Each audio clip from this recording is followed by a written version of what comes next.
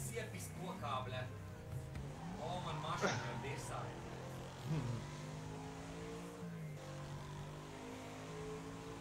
Man mašīna ir lupatās.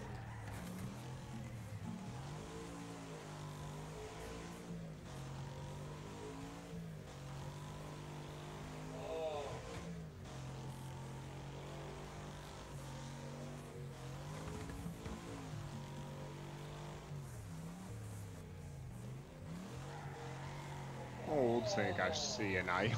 Nu te nevar baigi sisties, ja?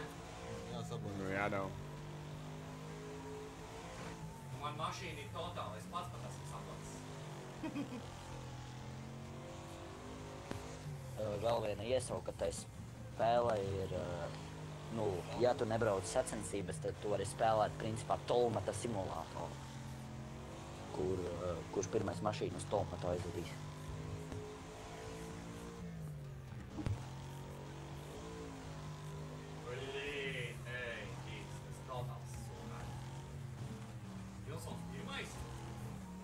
Jā. Nilsons Grove.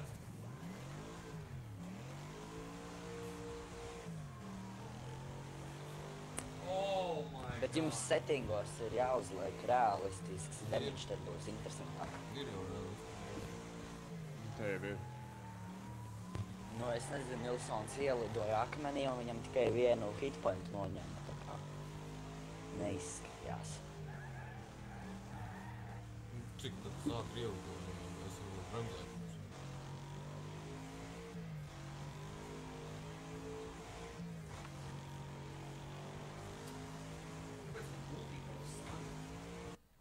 Jā, man ir tas pats prikals. Ātrumi, man liekas, vai kaut kas tā. Oh my God.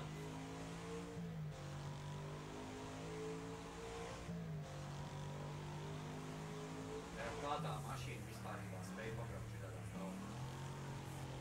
Vēl mēs normāli ātri? Nē, te ir realistic damages, tikko. Nilsons ir izkāds uz pieredzi. Jums interesantāk nebūtu spēlēt, kur jūs viens otru daudzat vienkārši.